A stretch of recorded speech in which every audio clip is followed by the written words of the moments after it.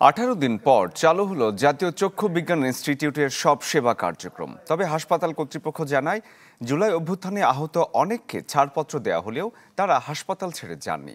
এতে নতুন রোগীদের বেড পেতে সমস্যা হচ্ছে। এদিকে বহিরাগতরা যাতে হাসপাতালে প্রবেশ করে বিশৃঙ্খলা তৈরি করতে না পারে, সেজন্য নিরাপত্তা ব্যবস্থা জোরদার করা হয়েছে। এর আগে গেল 25 মে হাসপাতালের পরিচালকের কক্ষে বৈঠক চলাকালে সঠিক চিকিৎসা না পাওয়া এবং অবহেলার অভিযোগ এনে বিষ পান করেন সেখানে চিকিৎসাধীন 4 জুলাই যোদ্ধা। এই ঘটনার 3 দিন পর 28 মে উন্নত চিকিৎসার জন্য বিদেশ নেওয়া সহ বিভিন্ন দাবিতে আন্দোলনে নামেন আহত জুলাই যোদ্ধারা। একই দিন বিভিন্ন অনিয়ম নিয়ে কর্মচারীদের একাংশের সঙ্গে সাধারণ রোগীদের হাতাহাতি হয়। তাদের সঙ্গে যোগ দেন জুলাই আহতরাও। তখন ত্রিমুখী সংঘর্ষ বাধে। পরে কর্মবিরতিতে যান হাসপাতালের চিকিৎসক এবং নার্সরা।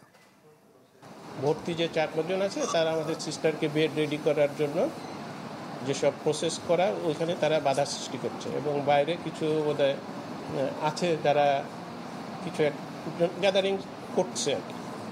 এই নিয়ে আমরা তো শঙ্কার মধ্যেই আছি। এখানে হাসপাতালের প্রতিনিধি রয়েছেন, এখানে যারাই আসছেন না কেন তাদেরকে চেক করে ঢোকানো হচ্ছে, তারা কি জন্য আসছেন, কি অবস্থা তারা রোগী কিনা এটি চেক করেই ওনারা যখন ছাড়পত্র এখান থেকে দিচ্ছেন তখন ভেতরে পাঠানো হচ্ছে। ঢালাইয়ে দৃঢ়তা, নির্মাণে নিশ্চয়তা, প্রিমিয়ার সিমেন্ট, ঢালাইয়ের রাজা।